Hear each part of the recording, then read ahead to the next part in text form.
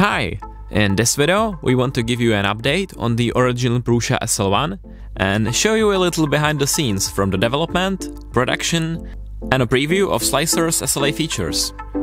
Currently we're in the internal testing stage. We have 48 units running with the latest hardware and firmware, and so far everything's looking great. We're doing a ton of last-minute improvements based on the feedback from our testers, and we think we'll ship the first units by the end of January. And after that we'll try to ship all existing orders within the next 2 months. Okay, let's take a look at one of the latest units. We managed to source these awesome new capacitive touchscreens, and we implemented hardware acceleration, so they are super responsive. And we also reworked pretty much the whole user interface. The printing platform can now move much faster,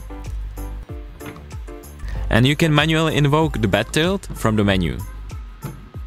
By the way, if you wonder why all SLA printers have orange covers, it's because orange is a complementary color to violet. We picked an absorptive dye, especially for the 405nm wavelength we use, so that it blocks UV light going both in and out. We have the resin sensing working great, and auto leveling is now being fine-tuned by our firmware programmers. We're also testing the fume filter, and of course, there are Mark III's in the developers room printing some parts for the SL1. Here in the production there are some more Mark III's. We have them almost everywhere, even our accountants print almost on daily basis. There's a finished batch of the quick release knobs for the SL1.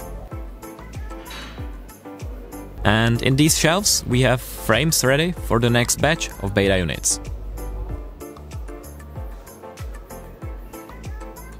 We machined these beautiful turntables so that it's easy to work on the printer from all sides.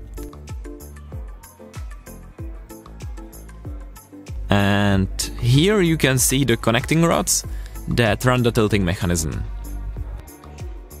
The print quality we're getting with the SL1 is pretty incredible.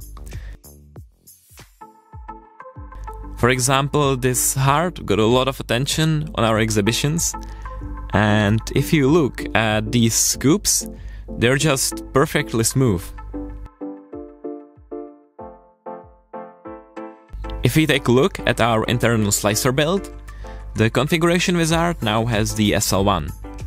We have the first presets done, and we have both automatic and manual tools for creating tree supports.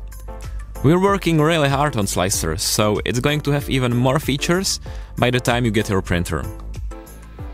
Okay, that concludes our quick update. We can't wait to see what we'll be able to do with the SL1, and we'll keep you updated as we'll be getting near the shipping date. Thank you and happy printing!